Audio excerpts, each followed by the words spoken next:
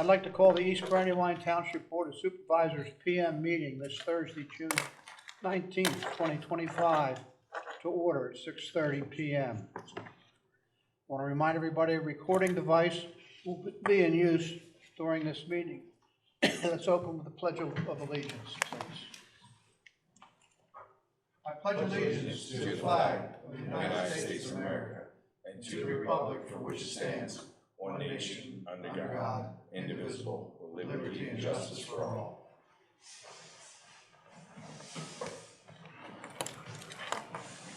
Rules for conduct of public meetings were established by Resolution 2001-08. The time allocated to each individual making a comment shall be 3 minutes unless otherwise set by the presiding officer. Additional public comment may be granted at the discretion of the presiding officer at the conclusion of the meeting. Is there any public comment?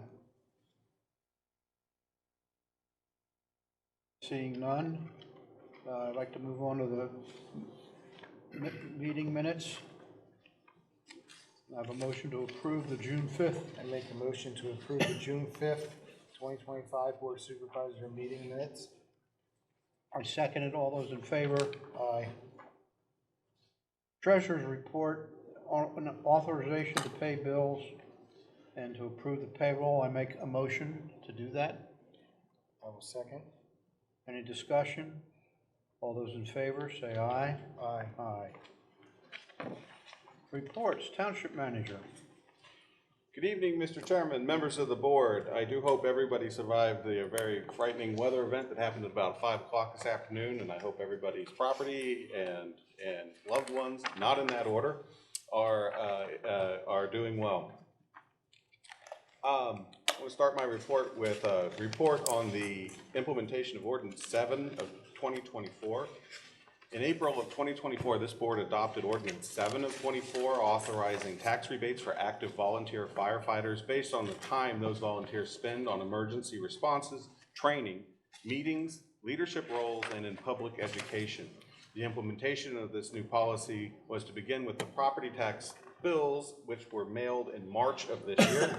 I am pleased to report that all rebates payable to the volunteers of East Brandywine Fire Company have been processed, and that the final fiscal note on this new policy is shown in your financials under line item 411.51 in the amount of $5,619.11. I'd like to take the opportunity to again thank the volunteers for their service and to recognize Township Treasurer Emily Albert for her leadership in developing procedures for this first year of a new policy. Some upcoming events. What would have been a concert in the park this evening is now on a rain date for June 24th. That concert is Steve Cofield and Sweet, a popular Motown band. The rain date is June 24th. There will be a movie in the park featuring the film Despicable Me 4 on June 27th.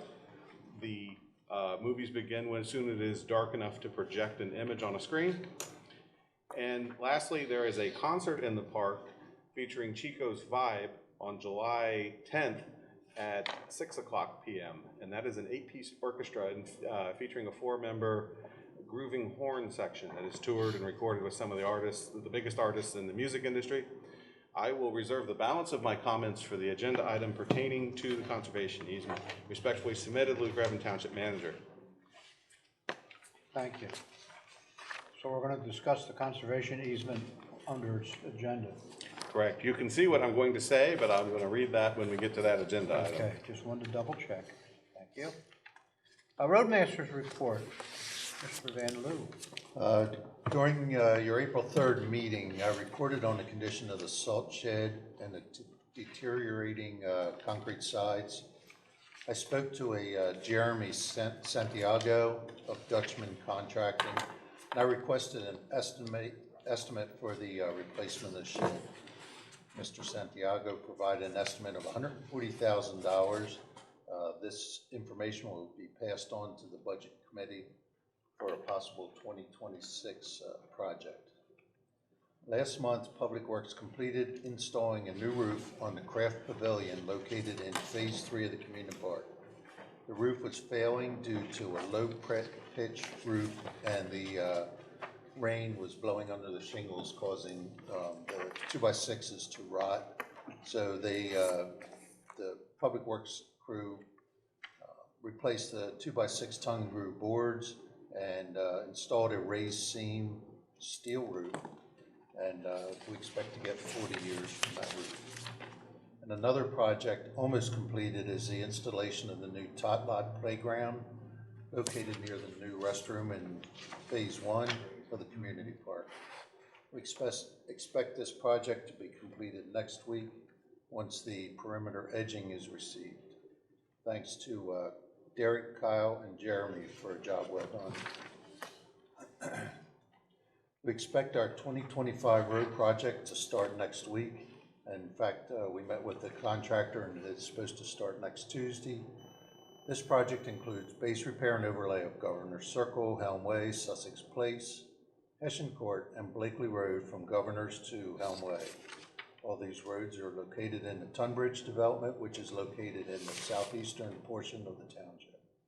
The contractor is Innovative Construction Services, also known as Incon. They completed last year's paving of Cross Keys development, and we expect the project to take 2 weeks. Did I miss your comment on FEMA, or is that just self-explanatory? That will be discussed later. That's the proposal from Cedarville. Oh, okay. Thank you. Thank you. All right. Chief, your report for the police department. Good evening. As part of the Pennsylvania law enforcement accreditation process, the police department every 3 years is required to go through a months-long off-site review of its policies, procedures, and operations to assure that the police department is following law enforcement best practices and complying with the provisions of Pennsylvania state accreditation. An off-site review is then followed by a 2-day on-site inspection of the police department. As we were originally accredited in 2016, 2025 will be a re-accreditation year for the police department. This week, our assigned state assessors began their off-site review process, and we anticipate that following a successful review, our on-site inspection will be sometime this early September. I just want to take a minute and acknowledge again and thank Deputy Chief Jeff Yankenich and Detective Corporal Kyle Harnish for all the hard work that they put into this, as they are our accreditation managers. Our monthly stats for May 2025, we recorded 2,624 events in the township. We completed 182 investigations. There were 5 criminal arrests, 1 summary arrests, 3 warrant arrests. We had 0 juvenile petitions completed. Officers investigated 18 traffic accidents. There were 121 traffic citations issued, 65 traffic warnings issued, and officers logged 10,769 miles of patrol. Training completed for the month. Officer John Hayes and Officer Maureen Ray completed their Gracie Survival Control Tactics Level 1 Instructor recertification, and for a better understanding of that, it's Jiu-Jitsu. And then the entire police department completed our annual MOPEC Control Tactics training with both Mo and John Hayes. We had 1 correspondence. It was for Sergeant James Ferraro. It was a thank you letter from a motorist that he interacted with. And you have copies of monthly investigations, the officer activity report, and that copy of that correspondence. Thank you. Thank you. Fire company report, sir. Good evening. PJ couldn't make it this evening, asked me if I could come and give the report. So the East Brandywine Fire Company report for the month of May. We had 77 total incidents, 36 fire, 41 total medical. In East Brandywine, we had 14 fire calls, 25 medical calls, We had an average of 11 personnel per call. We had 3 training sessions with an average of 20 personnel per call for 124 hours of training. The only significant note is that the rescue truck left on Monday with all the new rescue tools on it to go up to New Holland to Glick to have that outfitted, and it should be back mid to late July to go into service within the township. Thank you. And Minquist, thank you. Good evening. On the May monthly report, it's in the packet. Just wanted to do a few highlights out of that report. We responded to 584 emergency medical calls, which we've also seen a 27% increase over year-to-date from 2024 to 2025. On a positive note, some community engagement, we proudly celebrated EMS Week in May with several outreach events. We partnership with Macy Foundation and completed 15 car seat installations, hosted station tours, and worked alongside Count Township to offer a CPR and Stop the Bleed class, through which we certified 19 community members, which is great. Looking at the summer, we're entering the what we refer to as standby season, supporting community events like graduations, festivals, and upcoming fall sports. These standbys are a critical part of our mission to remain active and visible within the communities we serve. Finally, an exciting announcement for Minquist. Effective July 1st, Minquist will open a new substation at 3629 Lincoln Highway, just a few doors down from Thorndale Fire Company, where our second truck currently is stationed. This new location will allow us to house 2 ambulances and become our primary base for Count Township and the surrounding townships that we serve. We're extremely grateful for Thorndale for all the time we've been there the last 2 years, and thankful for our municipal counterparts. So thank you. Thank you.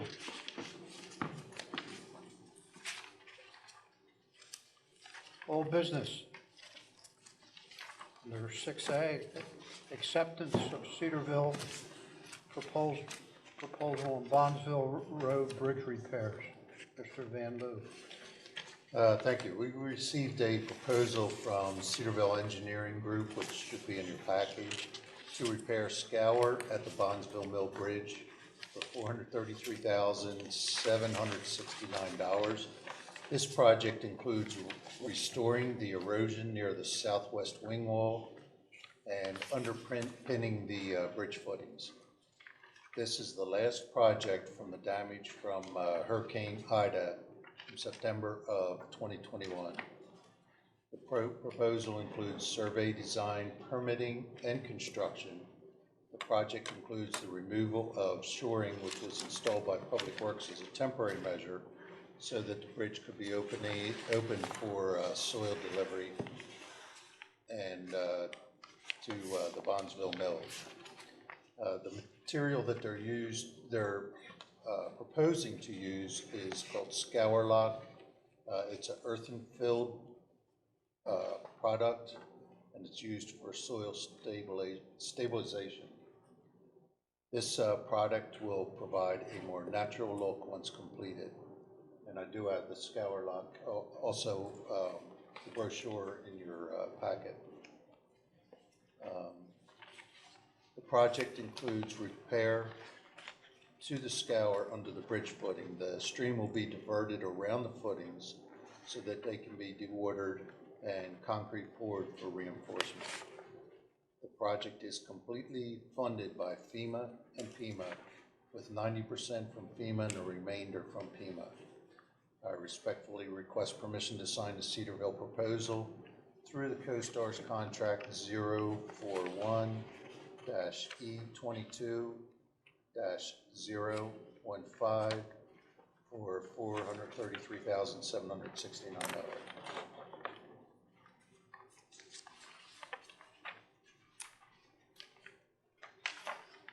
Any, give me a second here.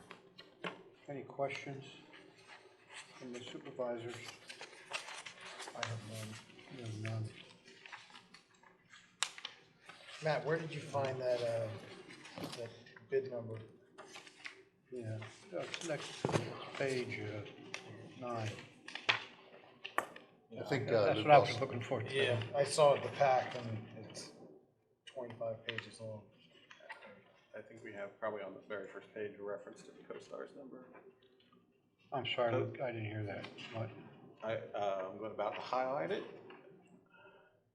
There's your CoStar's contract number. Okay. Okay, Can you keep that up then? then go up to page 9, where the actual dollar amounts are.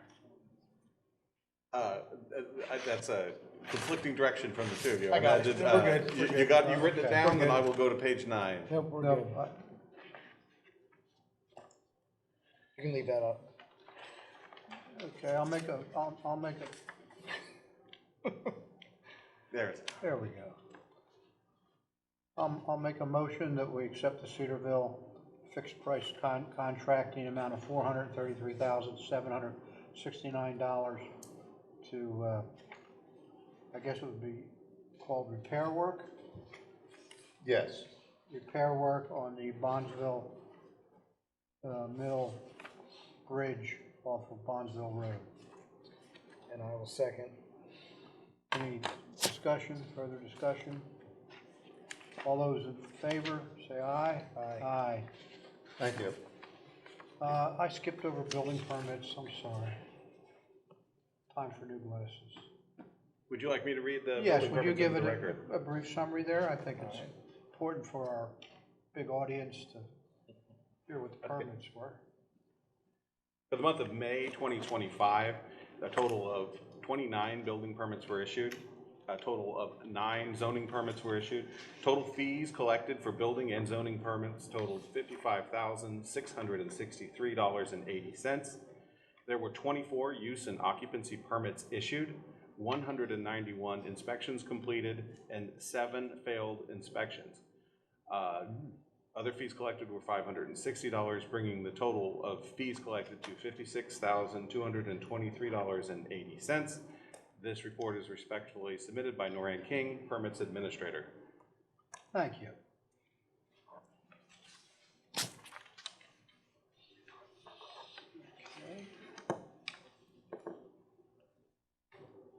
And item 6B, permission to record the conservation easement for 141 Crawford Road. Mr. Revan. After a public hearing as required by the Open Space Lands Acquisition and Preservation Act held on January 16th of this year, the board approved the purchase of 141 Crawford Road. At this board's AM meeting earlier this month, I presented draft conservation easement materials provided by the Natural Lands Trust.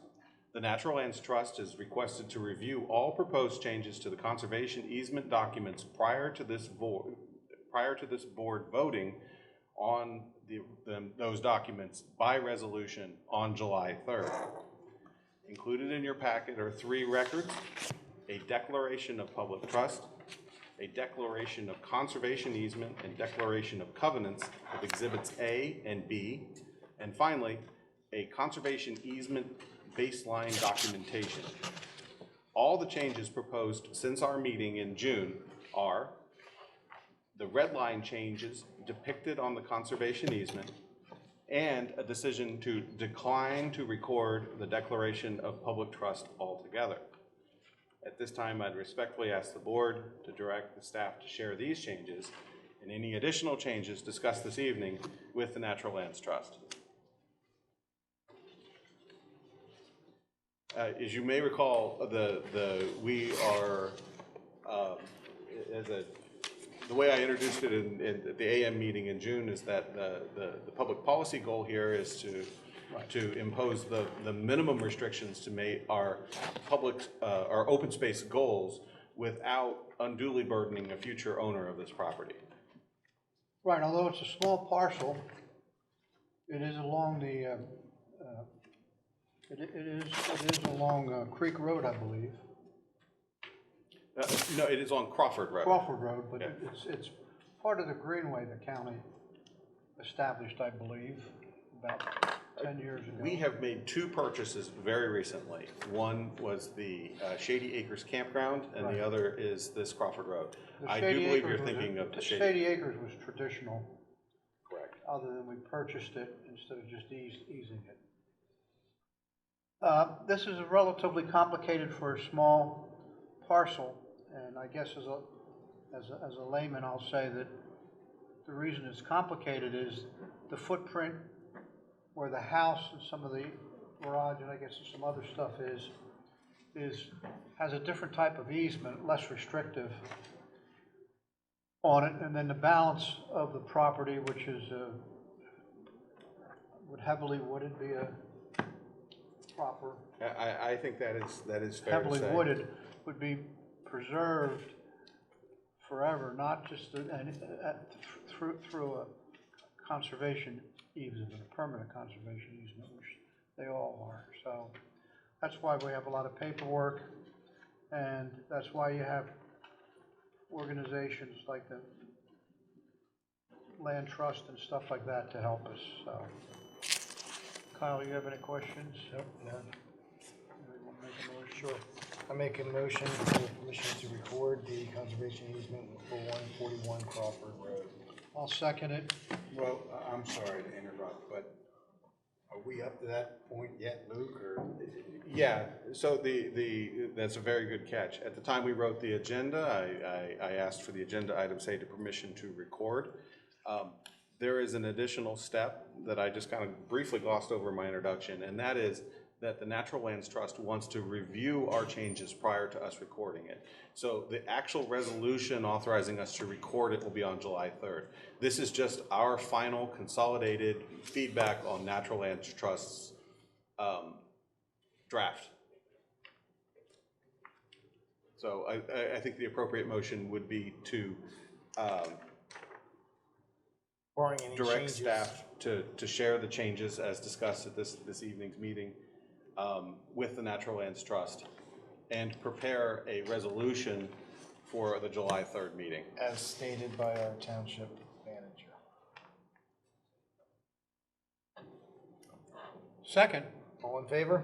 Aye. Aye. Thank you very much. As part of this, has the auction date been set yet? No, it has not. Because they need this recorded before they can do that, right? It isn't absolutely necessary, but in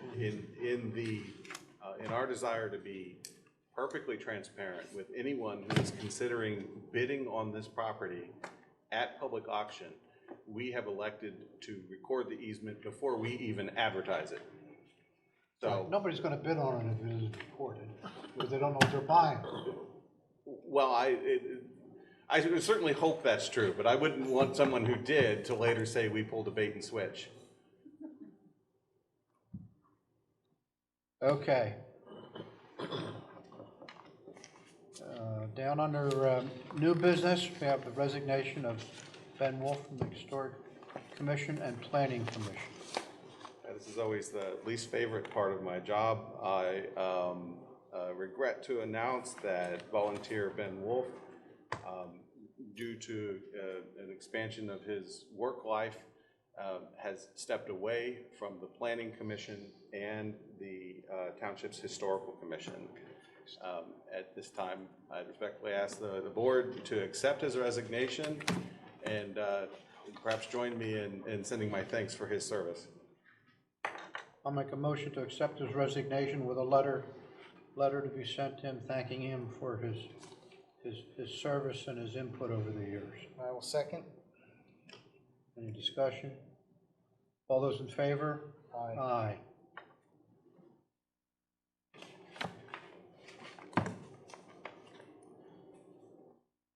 All right, item 8 on the agenda, subdivision and zoning applications. I see none. Item 9, ordinances and resolutions for consideration. There are none tonight. And now we're down to 10, which is public comment. Is there any public comment?